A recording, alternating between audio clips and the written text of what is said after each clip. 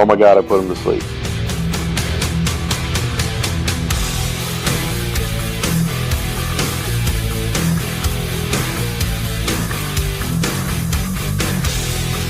Oh, we got a gag going.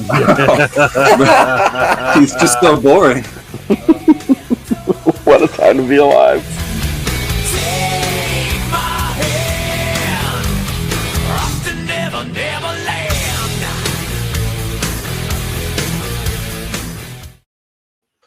All right, ladies and gentlemen, welcome into the final edition of the 2025 season, Late Night with the Borg.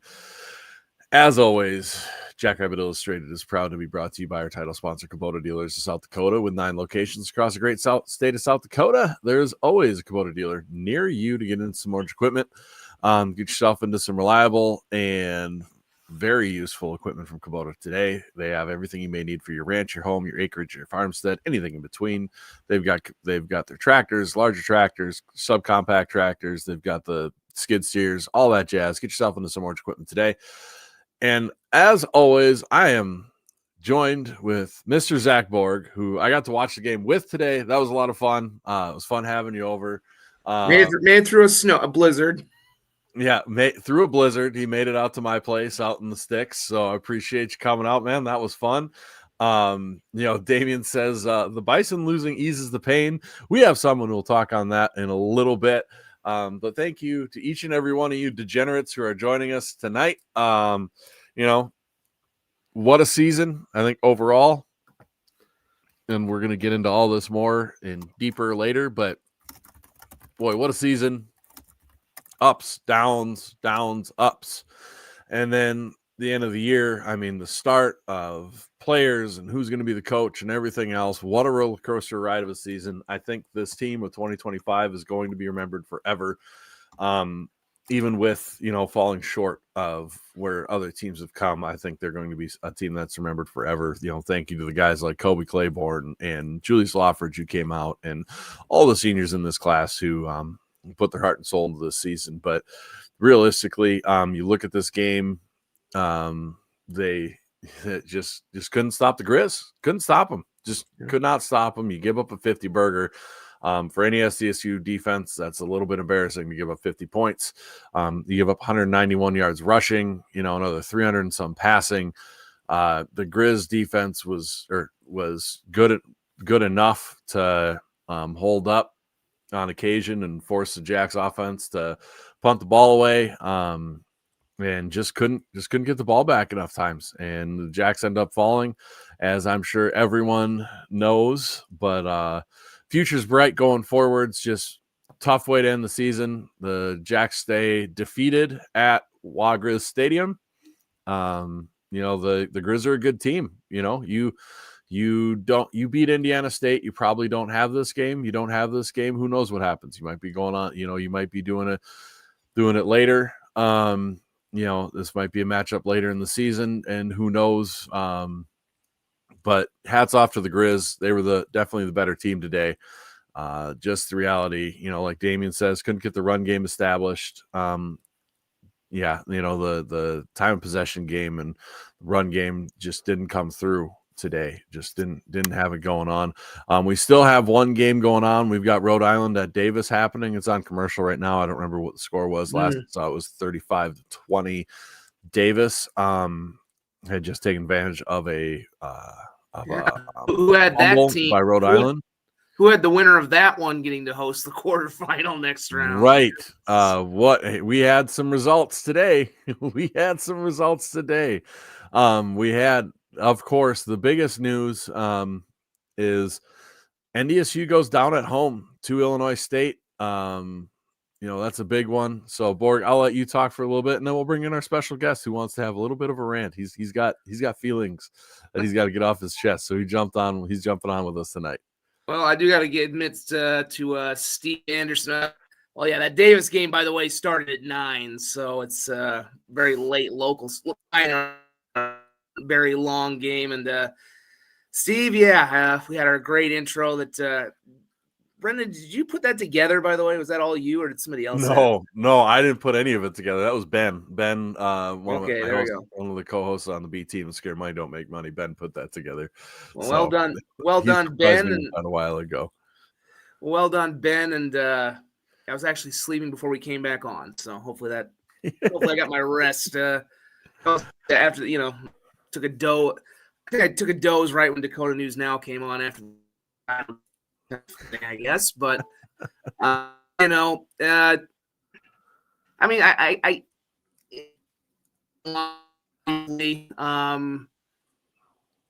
part of me doesn't want to necessarily dwell.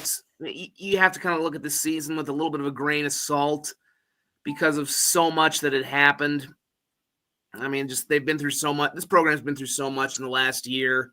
Ironically, 24 hours ago, you have another Jimmy Rogers coaching change, which kind of brings home just how silly this has all been for the last year. And I mean, it's been so wild. I think that there are a lot of people who, I remember when this got brought up online, the fact that a lot of people who the Nate White situation happened nationally, which is wild because this program never made an excuse about it. This program's never, used that as something that could have, that could have torpedoed a lot of different teams in country to have a guy die weeks before you start a season is just, it's just such a long. I'm kind of wondering what this program will be like here for the next couple of days. I think some of the guys who, I'm guessing some of what's happened over the last year will really sink in a little more now that they're kind of out of the grind for a little while. Obviously, they'll start working toward a next year here pretty soon, and you hope most of this team stays intact. We'll see how that all settles with the portal and all those things, but they had to fight through a lot this year, a lot that most teams should not ever have to. Teams should ever have to in regards to White things. So, I think for this game in general, the problems that were there for this team the whole year, regardless of whether Chase was healthy, came up. The secondary was a problem for this team this year. That's why they. We want to talk about where they got hit hardest, probably when Jimmy Rogers left. They lost a lot of great secondary pieces. Some different guys had to come in and step in, and it, as another guy said online to me, this is the secondary that was getting roasted by Indiana State. I mean, they had those moments this year where they couldn't stop Murray State at times. So it was a very young secondary, and it showed at times. I think there were special teams errors, even though Max they had a rough day with him. I mean, it just, and I think the defensive line. I know I listened a little bit to Dan Jackson's post game. Both he's had a little bit of the press conference as well. He was pretty emotional. You can tell, especially about what Chase has meant to the program. And I listened a little bit on the radio as well with Tyler Merriam. Back from their place, ironically. And he mentioned, too, that the defensive line was able to get some pressure early, but I think you saw later in the game, they weren't – I think that's a product of them just needing to get a little more depth, and they lost some of that depth, quite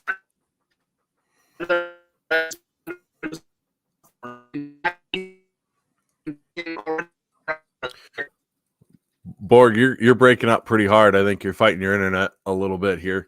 At least on my end of things. Someone can comment in the comments if I'm crazy and I'm just talking over Borg, and it's my end. But maybe I'll just go to my iPhone here if it starts to really get bad, because I don't know why my internet would be. My computer might be a little low on juice. I would figure it's our last show of the year. Yeah, my A1 needs reloading. Borg is a boy. Sound a little robot-y. Well, figures last show of the year and the computer's not cooperating. I'll maybe fix this in a minute or two. But I think just, I think the defensive line, it did get some pressure early, but one of the problems we saw with this team which was not a problem for years, especially making those national title runs, was to have that depth where they could kind of throw guys out in waves. So you saw guys like Logan Green and Kobe Claiborne have to play deeper into games. It wasn't, I think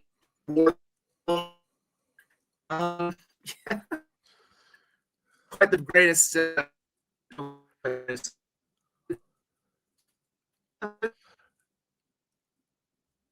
I'm gonna go switch to my. I'll switch to myself, and then give me a few minutes. I'll be online. All right. Sounds good. While you do that, we're going to go ahead and bring out our guest because the big game, the biggest surprise of the day was NDSU loses to Illinois State. All sorts of stats and figures that would drive a Bison fan nuts. So we're going to bring on our friend, the Taco King, Mr. Brian Thompson. What's shaking, buddy? NDSU who? Who's NDSU? Right. He's got the logo crossed out and everything. Last I looked, Fargo's burning right now. It's in flames. It's in flames. Yeah, you look at that NDSU game and you just go, wow. I mean, what is that, the third time or fourth time in modern FCS playoffs? The one seed's lost right away? Yeah. On it? Yeah. I mean, you look at the game overall, NDSU didn't even hold the ball for 18 minutes in the game. I mean, that is so on NDSU. The Cole Payton had 4 completions all game. The Illinois State quarterback did better than NDSU players. I mean, what do you do there? And then the defense gives up 29 points, who's been solid all year, has 5 picks, but you still lose the game. It wasn't NDSU's day. And, you know, at the end of the day, good for Illinois State. They deserved it. They played better, period. Well, and I think the Montanas are looking at this like the bad man is gone. Like Omar S12 says, bad day to be a DSU. The bad man's gone now from the playoffs. If you're a Montana team, this is your year. Yeah, if you're any team, this is your year. The XDSUs are see you later. Yep. It's a year for somebody else to win it. You go back in the last since 2000, there's only 2 teams left in the bracket that have won a national championship. So it could be a team's first, or it could be a repeat for a couple teams in there since 2000. Yeah, exactly. Tarleton State. Yeah, Zach McKiddle says Tarleton State is thinking the same thing. They handled UND today. They did. They handled UND pretty well today. On the NDSU game, for having 5 picks, like Rittenhouse did, hats off to the kid to knuckle down, bring him back, hit that 2-point play and everything the way he did. Really guts from that kid when it would be easy to pack it in. It would have been easy for them to pack it in after the first play of the game. First play of the game's an 80-yard touchdown to Bryce Lance. I mean, you got to think for your Illinois State, right? They're on the sideline going, oh, God, here we go. And they never packed it in at all. But here's my point that I've been preaching all year. Illinois State had a strength of schedule of 11. NDSU was 24. Go figure who won. Your SOS, baby. Your strength of schedule matters. And Illinois State was a more tested team. No. But for an overall season for NDSU, I mean, 12-0 regular season is pretty dang tough to do. And especially in the Missouri Valley. And to win the outright crown, not share it with anybody for the first time in years, I think, in the Valley, that it was that way. I mean, the seniors, you know, they're a hell of a class. They got some titles, obviously, in their time at NDSU, but you know, where you're losing Peyton. I mean, obviously Bryce Lance is gone, Kopp is gone. But NDSU, I still think, has a pretty bright future. You return the whole offensive line next year. You're not losing anybody. And in this game, they didn't look great, but they have a lot of experience. They're going to be a year older. NDSU is going to be just fine, but just like South Dakota State, in my opinion, will. But this year's time for a new champion. Yeah, and that's exciting. I'll tell you, you know how you know it's a rivalry?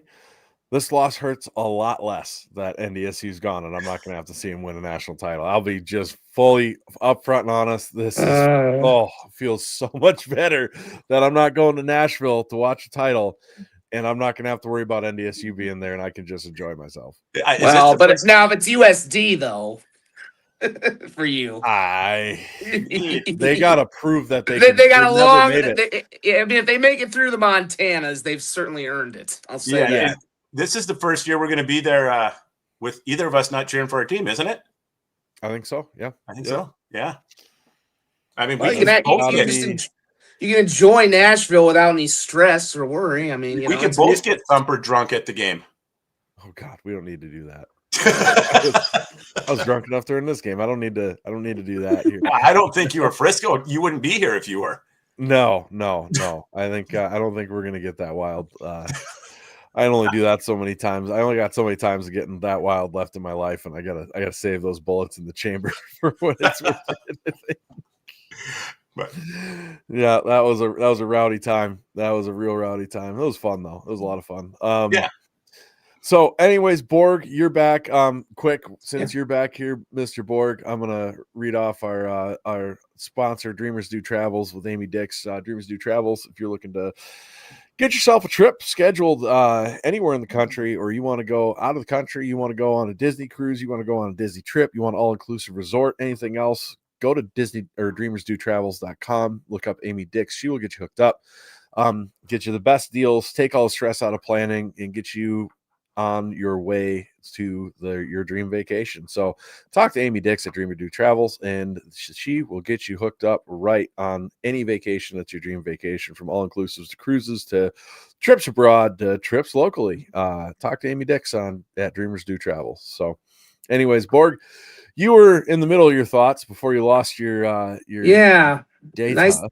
Yeah, the shame of it is I was looking forward to a SDSU USD game because I got this new iPhone that my old one finally died because the battery was just a piece of crap, and I finally got this new iPhone with new video camera, new phone. I'm like, this would be great to take down to the Dakota Dome next week and maybe bootleg some video with and stuff like that. And it ain't gonna happen apparently. So I won't be. I don't think I'll be going to Missoula next week. Once again, a little bit beyond the budget, or not quite full time yet. But no, I just think, like I said, the things that plagued SDSU during this season were, they were there again this year, and they just, in a lot of cases, they just don't have the depth, or maybe I don't want to say the talent, but it's just not there yet. I mean, I think the defensive line thing, I thought they played fine, but you can tell they missed having that. They missed having the waves they could bring in and keep guys like Claiborne and Green fresh. I think that's where they used to be so dangerous the years they won the national title. It's like, guys like Winkleman, you think back to guys like Winkleman and Sanders, they had, the tank was full in the fourth quarter in a game like that. And guys like Claiborne and Green, they had to play almost every game. They had to play virtually every snap, every game this year. I do think Jay Syfor came on pretty nicely, but beyond that, it was kind of a, and obviously you lose Kirschenman early in the year. That would have been a big difference as well. But, they're gonna just have to rebuild some depth. Hopefully they've done that with their recruiting classes. But, the same things that kind of hurt this team during the season, other than the Chase Mason injury, because obviously I don't think you can really fault. There's a really good clip, I think, of Dan Jackson that I retweeted of him kind of breaking down the analysis, and I think you heard the take it for what it's worth. Obviously, the play-by-play guys who do the ESPN Plus games aren't always on the money, but I think you saw a little bit of why people think Chase can be an NFL draft pick next year. He made some great plays, and and bear in mind too, even though we saw him run more this week, he didn't have to run last week when they were just pistol whipping New Hampshire. Bear in mind, this is not 100% Chase Mason. I think he's still being hampered by whatever the foot injury is. Obviously, they never fully disclosed it. We all kind of have some speculations on what it is, but this wasn't the Chase Mason who could actually really be a threat running the football. So but I think he kind of did prove what kind of a thrower he is this year. Coming off this injury. That was maybe the one knock on him as well. He's a good runner, but is he really that good of a passer? Similar to the Cole Payton saga this year. It's like, hey, turns out these guys can pass when you actually stop making up these bullcrap packages where they're just runners. Let them take the controls and they'll be fine. Obviously, of course, I say that with Brian here today. Today being the exception. Obviously, I don't think he threw. After that 78-yard pass, it was kind of the Cam Miller semifinal against Incarnate Word.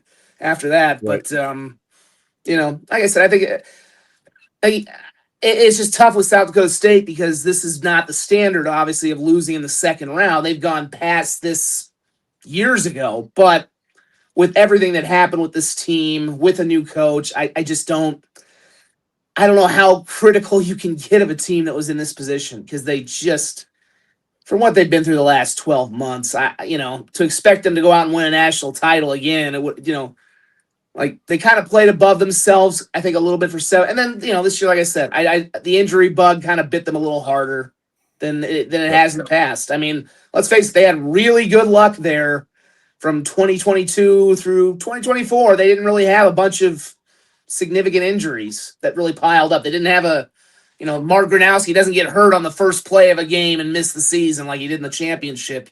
And they didn't have the depth this year to survive a lot of those injuries.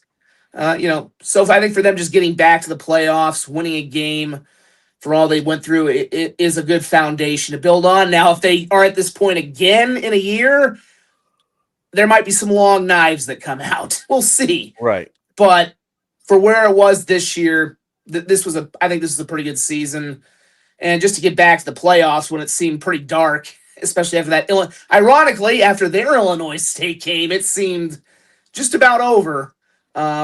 It's a pretty good end to what looked like was going to be a season that was going to be over by now. Would have been long over by now when it was 35-0 during that Illinois State game. So right. There's still a lot to unpack, and we'll see. It'll just be interesting to see kind of how things develop from here on out.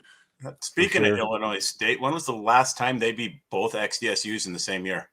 And they won 3 games on the road in the Dakotas. Also the USD game too. I mean, that's incredible. 1,800. Yeah. I won't be picking them to win the next game, but they've had a hell of a season. And they were prepared. They were prepared for this too. I saw that they got back into their basketball game and they got a standing ovation, and they had guy had like a bison chain on.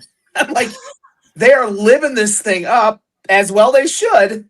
But like, they had the bison graphic, which I've never actually seen a team put on their social media before.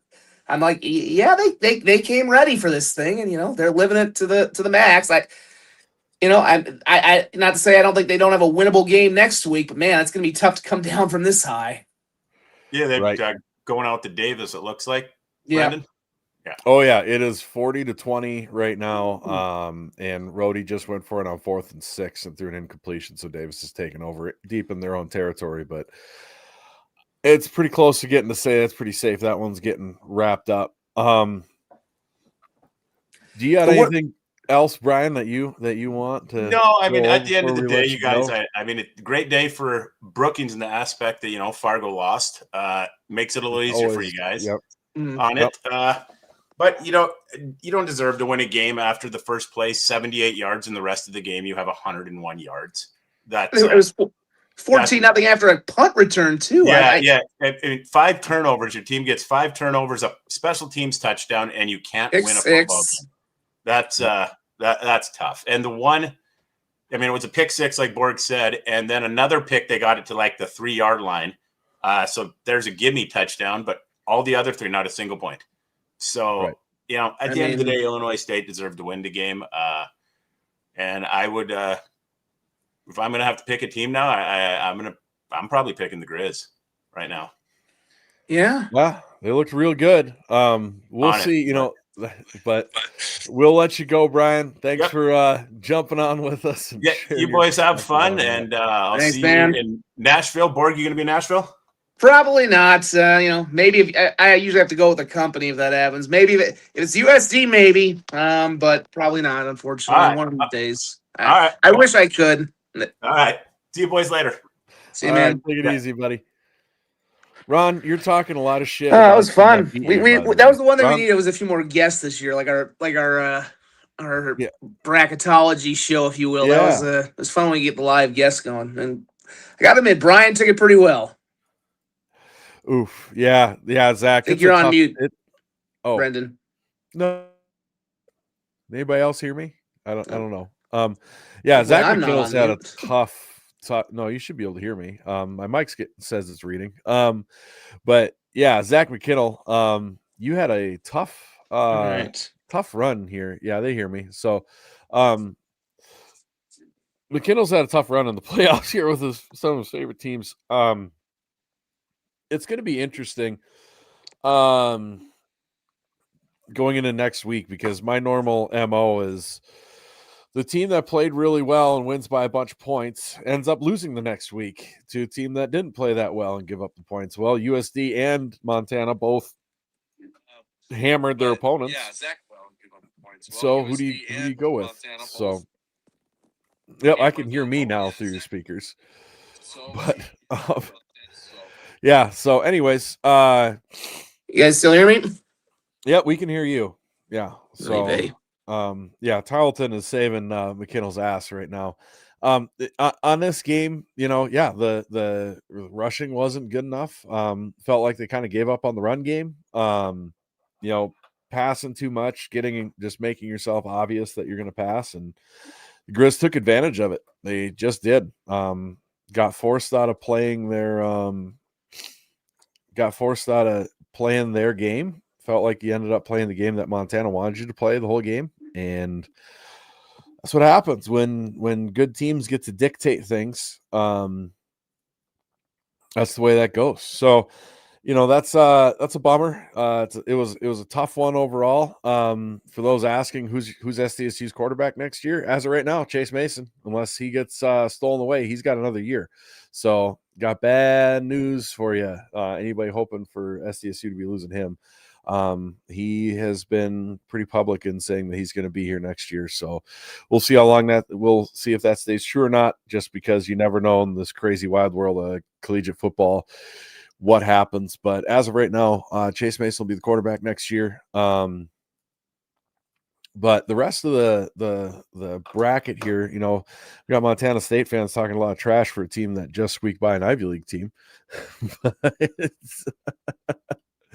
The Yotes went down and absolutely murdered Mercer. I saw someone call it a Mercer killing, and I think it was Kurt Likas, and that was pretty terrific. That game wasn't close from the start. You could see from the jump that the Mercer defense was not prepared to face that sort of a running attack and the physicality. That was wild. I didn't expect it to be that bad. I said I wouldn't be surprised if either team won, but I'm a little surprised that it was that bad of a bludgeoning. Holy smokes.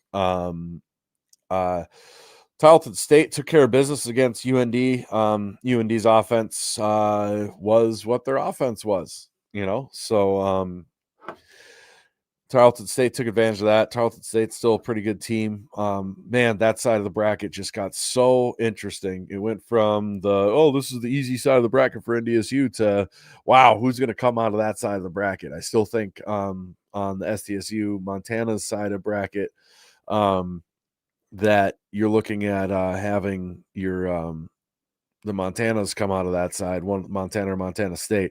The other side's really interesting. Montana State gets by with a 1-score win against Yale, 21-13. So a lot of smack coming for a team that squeaked by at home against the team that went across the country.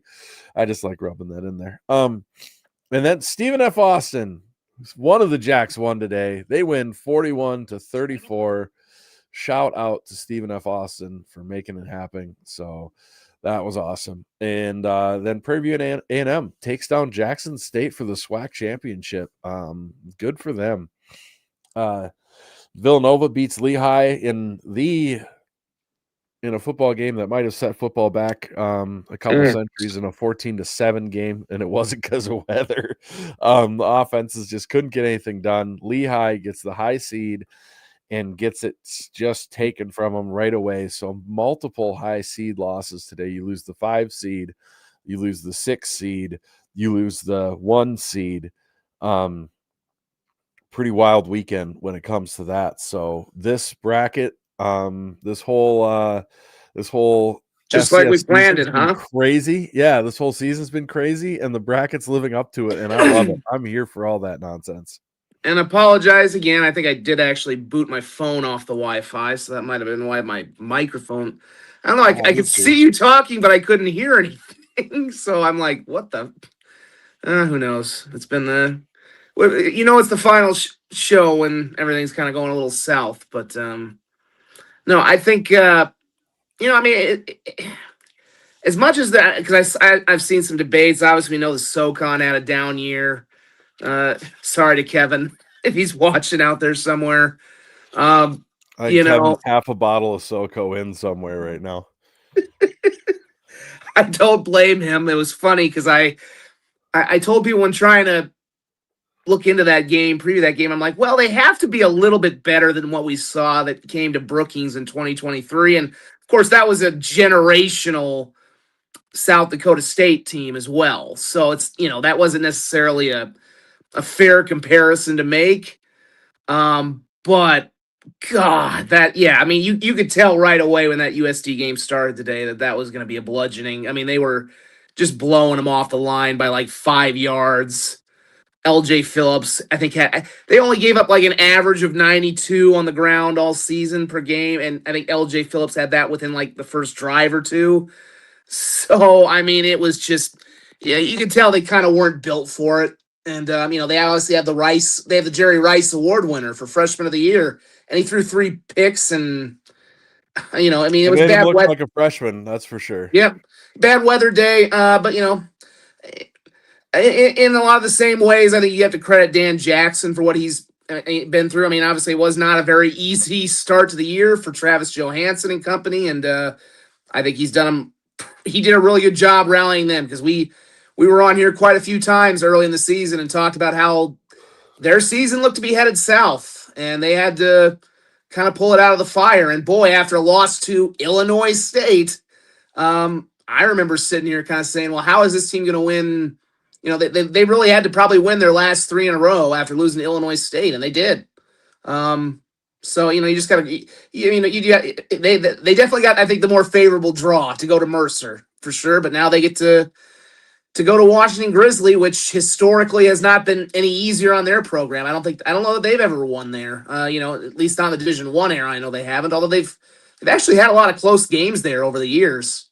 But Washington Grizzly just remains kind of like we know it for SDSU. It's been a house of horrors, and it's not historically been a great place for the Dakotas. We'll see if that changes next week. They get the ABC game too at 2:30 on ABC nationally, which also kind of stinks because that kind of confirms my thought that probably would have been SDSU USD if it had been in Vermilion on the which would have whatever you think of the rivalry, I think that would have been pretty damn fun to have SDSU USD on national TV on ABC. I think might be the only game on in that window. I'm not sure if there's an FBS game or a bowl game or anything going on at that time.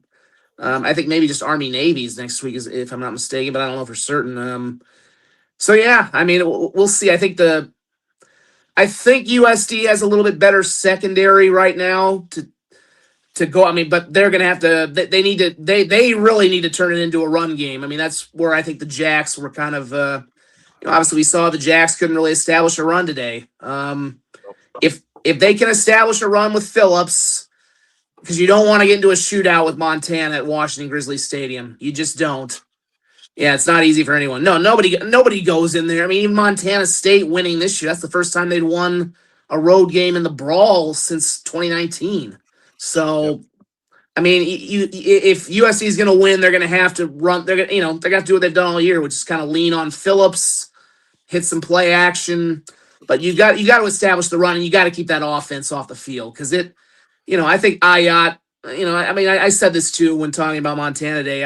I think you have to credit him. Again, I think SDSU's got some problems in the secondary, but man, he has developed, there's a thing for not just going into the portal and getting everything you need. I think you can get everything you need out of the portal. I mean, that guy, we talked about it on this show several times when talking about the Grizz.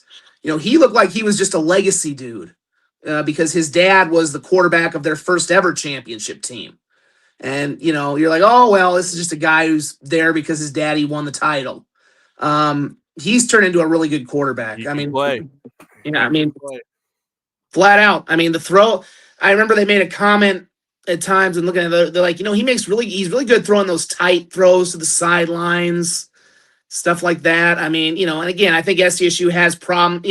I think it's no secret the secondary had its issues this year, but just leaps and bounds ahead of anything they've had. Even Clifton McDowell a few years ago was a good quarterback. Man, I'm not, nobody was beating that 2023 team, but man, this quarterback would have been a tougher challenge in that game. This version of Ayat would have been a tougher challenge for that SDSU team. They would have won that game, but this is the best quarterback play I've seen from Montana. I think in the last 2 years, easily in the 2 years that we've seen them in the playoffs previously, and it'll be interesting. I think what is the only, like I said, somebody said he's a redshirt sophomore, junior. Seen a lot of sophomore. He's a sophomore.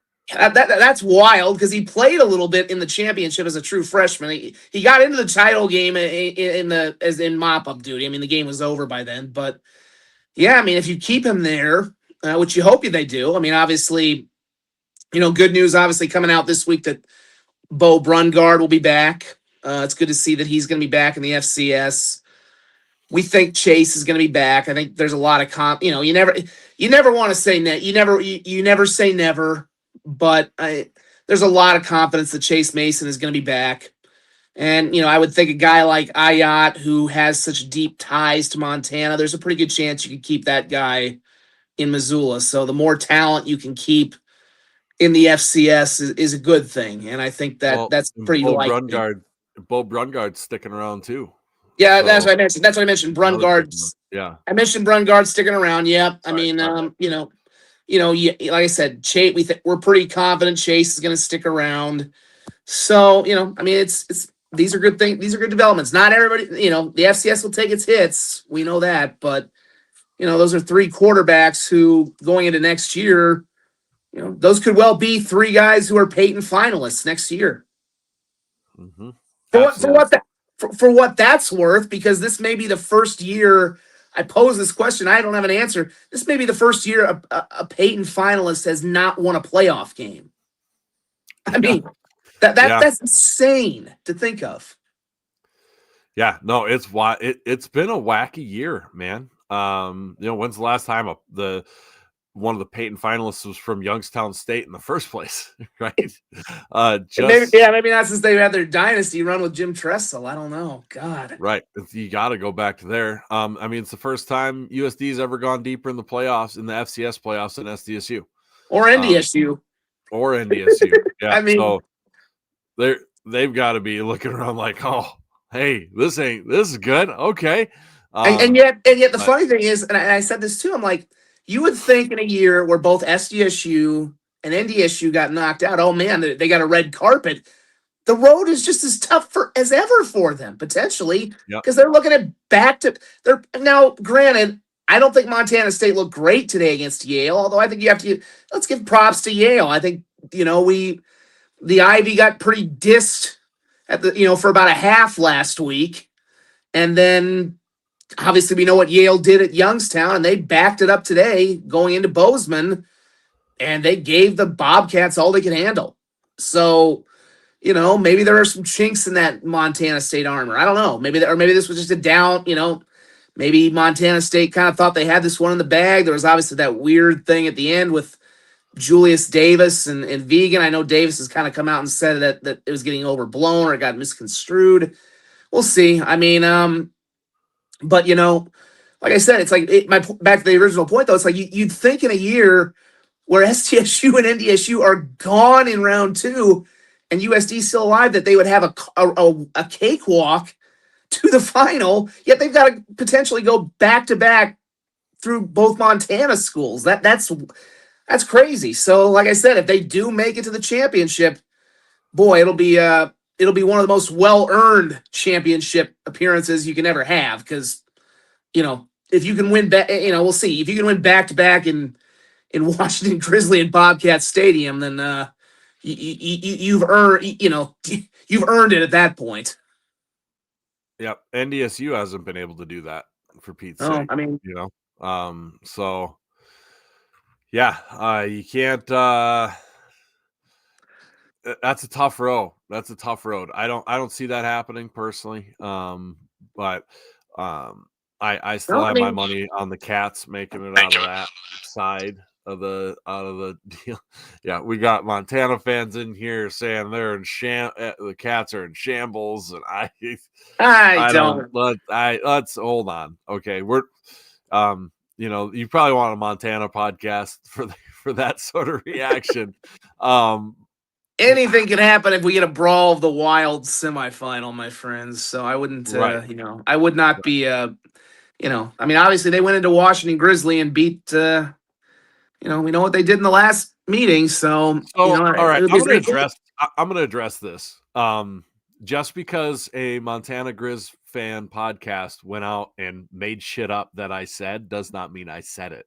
I did not say Ayat has small hands. However, it was hilarious that he saw that comment and dunked on me because he saw what the Grizz fan podcast had put out. And that's hilarious. That is hilarious. I made a comment earlier this week that Chase Mason may be part of the reason he was able to handle the ball well in the bad weather was because he's a big dude and he's got big hands to grip the ball because you need grip to sling the ball. And I said, I don't know what Ayat's going to look like. He's a smaller guy. I don't know. Smaller than Chase. He's not a small guy. And then, their podcast went and retweeted it. They didn't clip it because, it wouldn't have said that.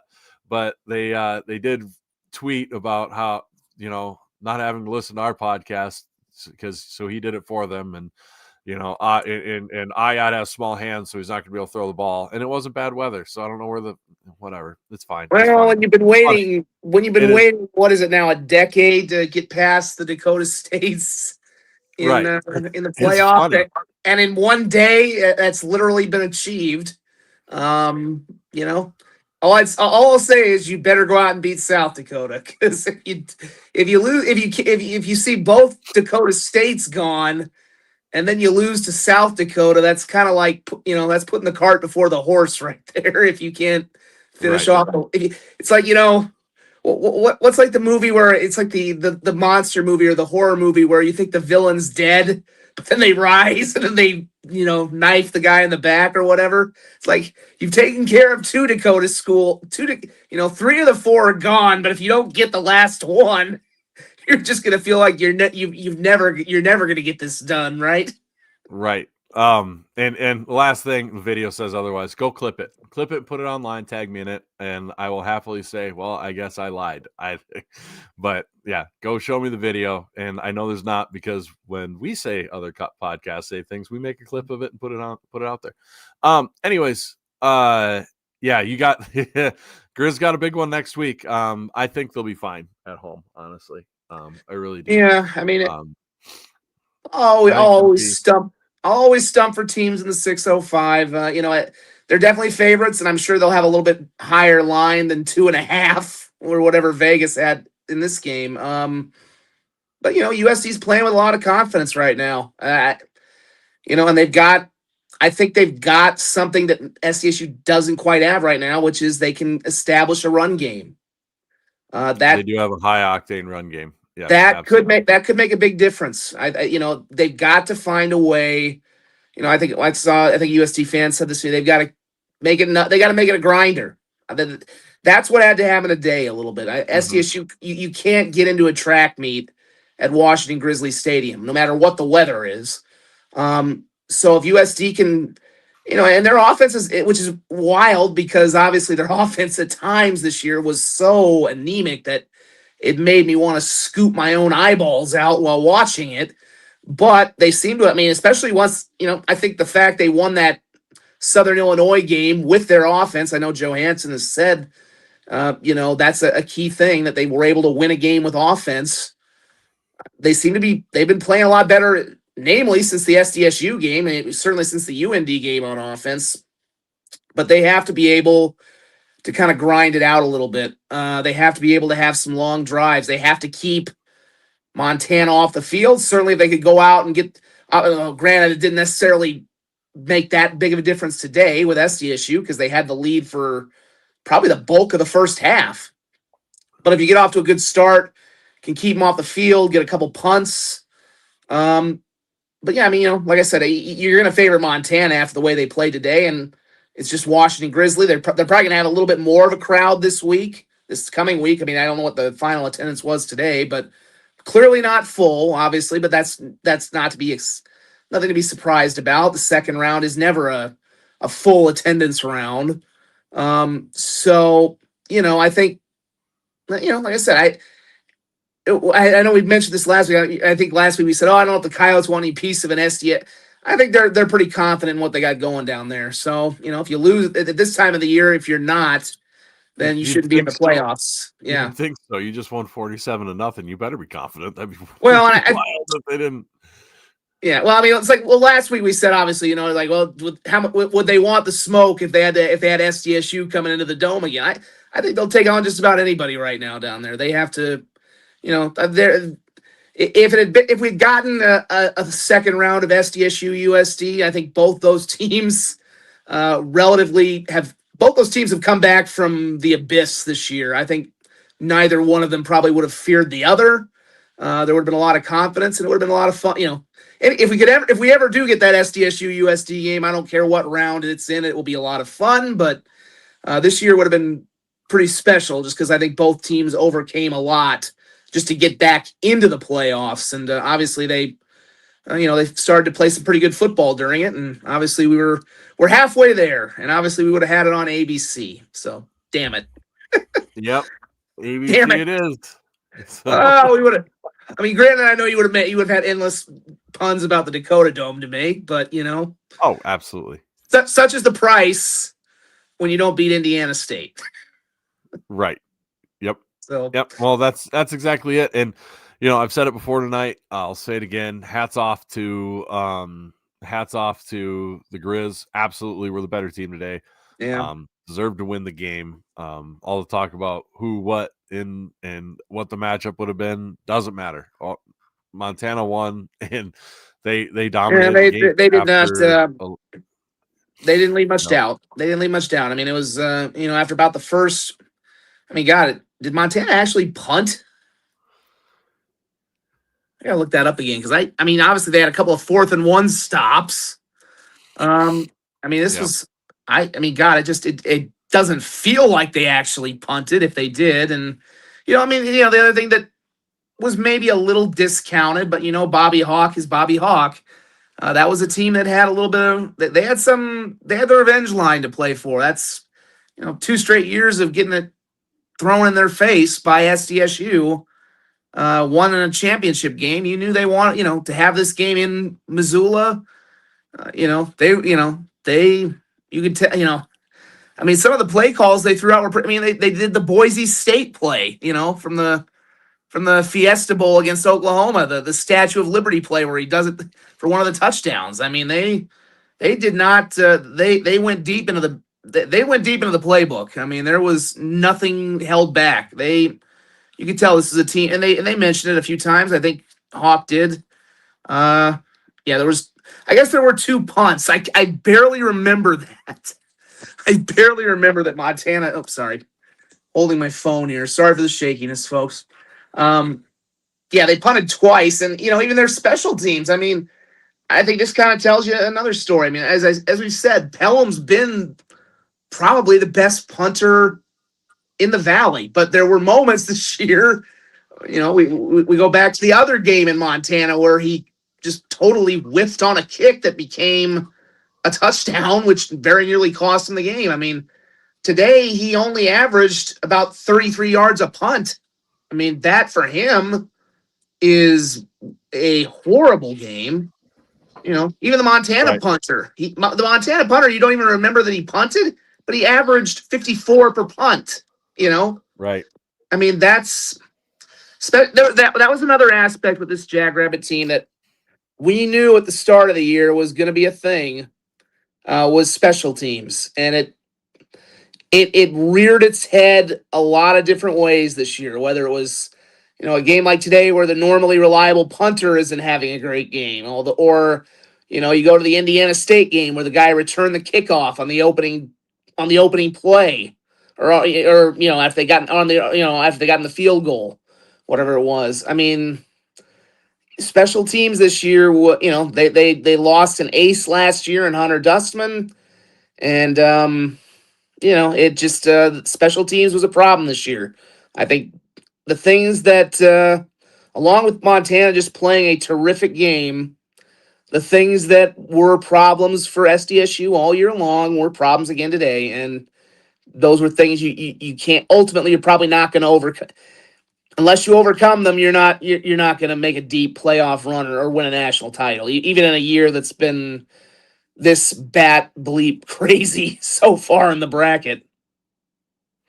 Right, absolutely. Really quick, I'm going to mention other sponsors. We're proud to be partners with the Jackrabbit Former Players Association and Wooden Legs Brewing, downtown Brookings. Wooden Legs Brewing made our redacted illustrated beer with them this year. It was delicious beer. Hopefully, we'll be coming back with another one next year. Yep, sold that out in record time. This will be, I know it's flipped around here because my phone is does not have the camera, the function that flips it, but I had one today at Thumper's Palace, if you will. Thumper's Garage, literally garage time today, It was which is a good time. Yeah, this is one of my all-time favorites, so definitely. But this will get a permanent place here in the Borg cave. Hopefully, I get a better webcam. I do owe people a tour of this place, by the way. I've just had a couple of technical difficulties. I still owe people that the podcast too, but it's been a little bit busier fall than I anticipated. Yeah, for sure. Right. And then of course our other sponsors at Innovative Engineering. If you have any sort of commercial building that you're planning on building, from apartments to schools to industrial facility or anything in between, they can get you some drawings that'll be professional and properly done for your HVAC and electrical drawings for the building. So talk to Innovative Engineering. Thank you so much to them for being our partner all year long as well. As we're coming up on an hour here and I'm running out of gas, but full disclosure, it's been a long day. We've got UC Davis is going to win. They're up 47-20. Pennick's going crazy. Quick rundown. My bracket is a shambles. Quick rundown of the games next week. We've got Illinois State will be at Davis. Then you will have Villanova at Tarleton. And then you will have Montana hosting USD. And then you will have Stephen F. Austin on the road at Montana State. And that will be your quarterfinals. Yep. And Stephen F. is at Montana State's the Friday night game that'll be on ESPN. Yep. So both Montana schools getting some good national play, as you would expect. And Tarleton gets the. That was the thing. I kind of thought maybe Tarleton and Villanova might. It would have been interesting. I think if NDSU had won, maybe the Bison, as usual, get the ABC game.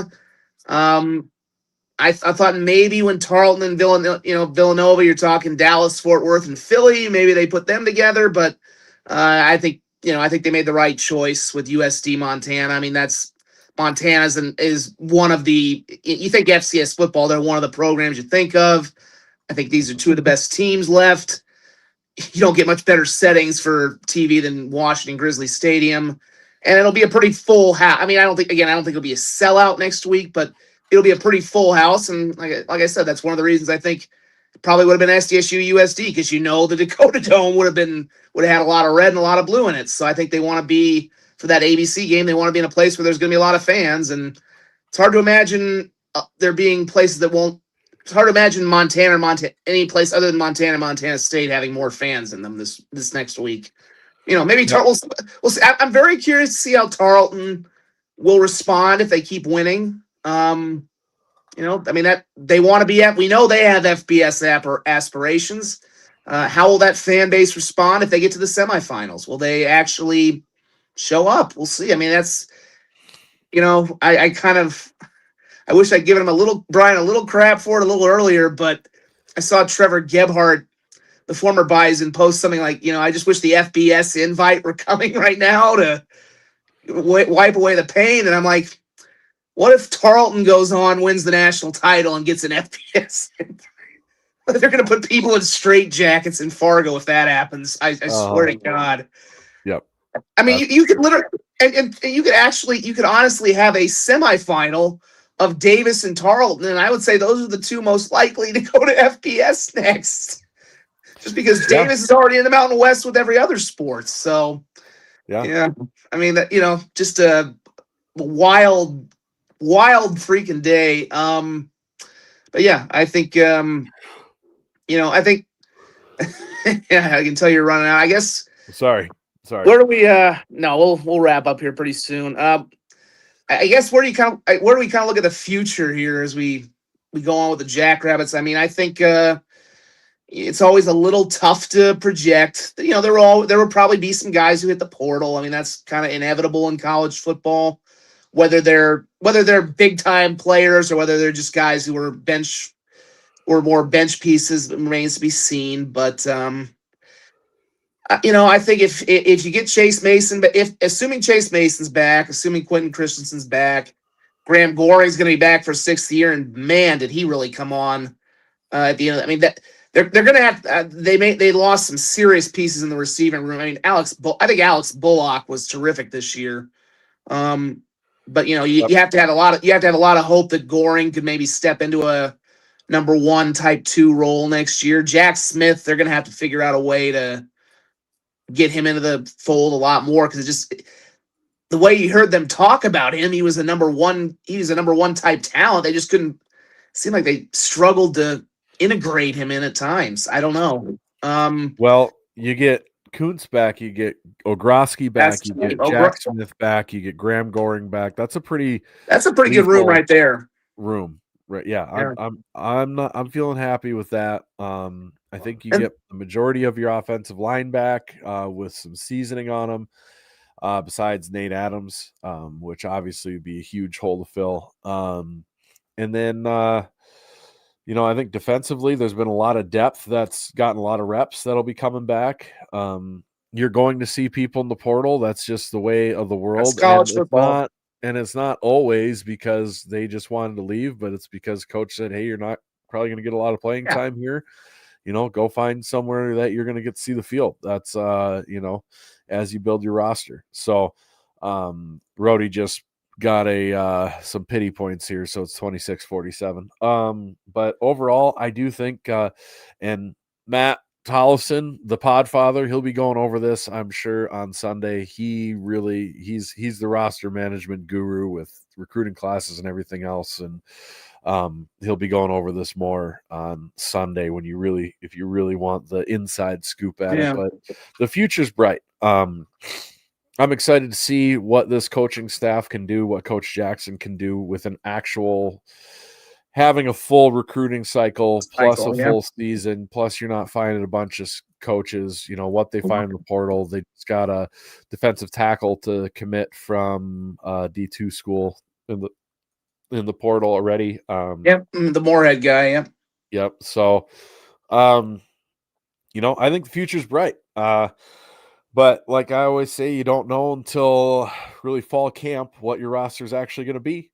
Well, the nice thing is they only have the one portal window now. You don't have the one that opens up right after the spring. That's the one that killed USD, obviously. So you only really, but still, it's nice to only know that you only have to worry about the one portal time, as opposed to having the 2 windows, which I never understood anyway. I think the guys that I'm interested to see. I was surprised they never used him. Interested to see what Landon Delaney's going to bring next year. I mean, that was a lot of speed. The kick return game wasn't necessarily even just in the kick return, I was surprised we didn't see him there. Because it wasn't, outside of maybe 1 or 2, it was not a big we talk about the special teams that weren't terrific for them this year. That's a place where I could have seen him flipping the field a few times. But I'm curious to see what because Delaney was getting recruited by some pretty big programs. So obviously they keep the red shirt on him. Probably needed some time. I would assume he needed time to get bigger, stronger, faster. I don't think he gets much faster knowing him, but, needed the time to get bigger and stronger and whatnot. It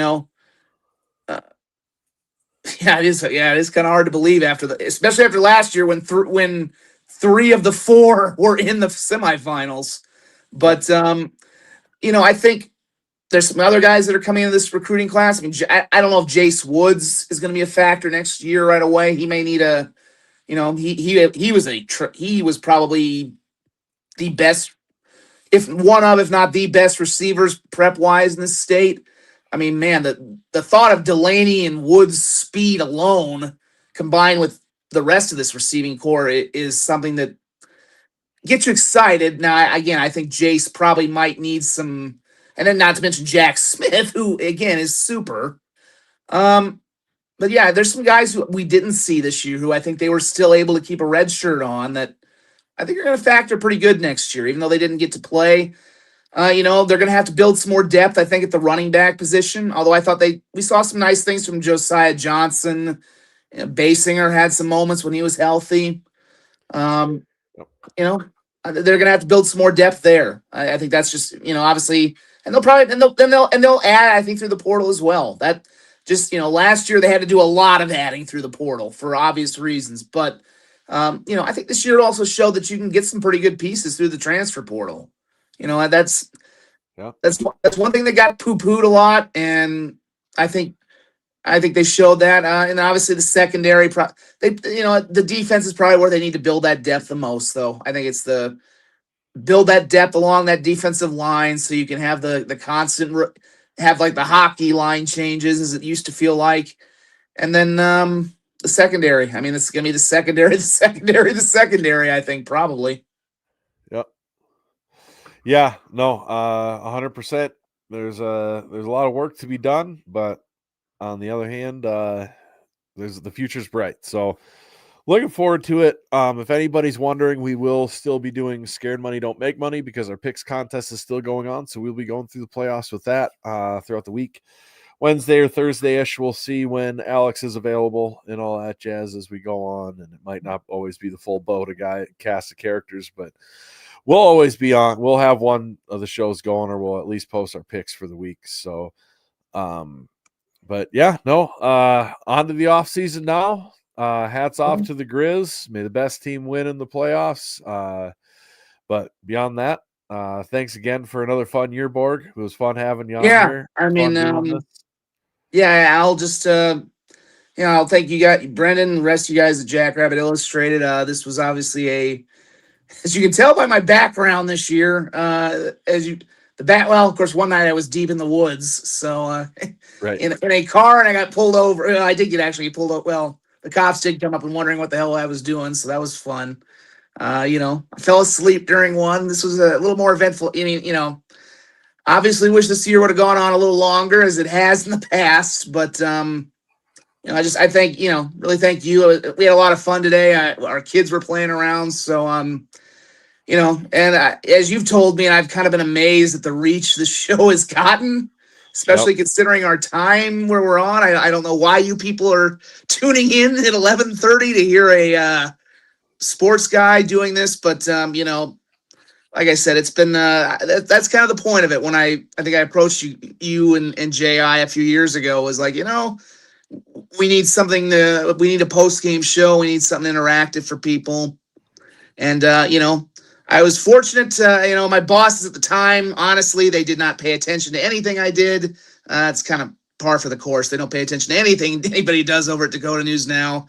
And they let me do this. And obviously I switched jobs this year. And, the current, I'm part-time right now for them. They were okay with me doing this. So I got to thank them for letting me do that. This is a blast. This really is. This is when you talk with the hardcore fans. And I think that, we're obviously in an era where a lot's changed. Certainly we've seen it with the Argus just getting completely gutted. There's a lot of media compared to when I was here 10 years, compared to when I started 12 years ago. I mean, we're only at 2 television stations.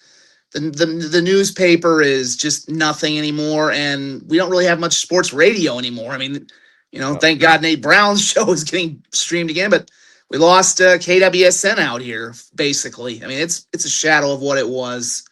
So, I'm very hopeful with what we're doing at Forum, that we've got a strong local media group that's really investing. And, by the way, keep checking out Midwest Sports Plus. That's where I'll be doing a lot of my work here this this next year. I'll still be doing some Jackrabbit stuff as well, so I got to play there. But it's a good local, regional ownership group. It's not something based in Atlanta, or Texas, and they really have a good pulse on where we're going, and I'm confident they got some good things coming down the pike. But the other thing that I think is really important, and I think it doesn't get said enough, is just the fan podcast, the fan run stuff like Jackrabbit Illustrated, and I'll throw in what the people at USD do. I've seen the podcasts they have. As a media guy myself, if we're not listening to what the fans are saying and asking, then we're not doing our job. It's like, in a way, it's like being an elected official. You have to listen to your constituents and what they want. And this has kind of always been that for me. So I'm humbled that you guys keep tuning in and this show gets the reach it does. And this year has truly been, I was not in a very good place the last year or two. I'm in a much healthier one now. And, even just getting to come over today and watch a game with people is something I have not done very much in the last 3 years. So I'm in a much better and healthier place mentally. And I hope to show that again next year. But this has been a terrific year. I obviously wish the Jackrabbits had gone a little farther so we could do this for a little longer. But I got a lot of people here to thank, and a lot of the people watching this show, because it was the people who I've known and met over the years that gave me the confidence to start to really think like, okay, I can leave Dakota News now and still be good. And I can still have an audience, still talk to people, and still continue this career in some way, shape, and form. And this show means a lot. And I'll do it as long as they keep telling me I can, as long as you guys keep giving me a platform. And then Brendan, you're a good dude. I think we've got to know each other a little bit better this year. I'm sorry for going on the soapbox here, but and keeping you up. But it's been just this has been a year that's renewed me in a lot of ways, and I got a lot of people, you at JI, and a lot of people who are watching this to thank. So I look forward to being back next year, but I do look forward to a nice summer of warmth, warm weather, and a summer to enjoy after all the snow we've had dumped on us the last 2 weeks. I could definitely wait through an off season and enjoy a nice warm summer before we kick back into the weekly grind again. Yep, I'll probably be firing up the snowblower here. So I had to shovel right when I got back because we darn near got stuck in the driveway. That was fun. Oh God. Well, we tried. I was gonna say we were going to go to the Augustana hockey game, but they had a mechanical issue and they had to postpone it because the ice had a problem. I heard that the game got canceled. Well, that's not canceled. They're going to play tomorrow at noon. Oh, okay. So it's postponed. That's fun. Oh, man. So, yeah, but it was, of all things to have, you can't make ice in a hockey arena when it's snowing and cold outside. I don't know. Who knows? Modern technology, man.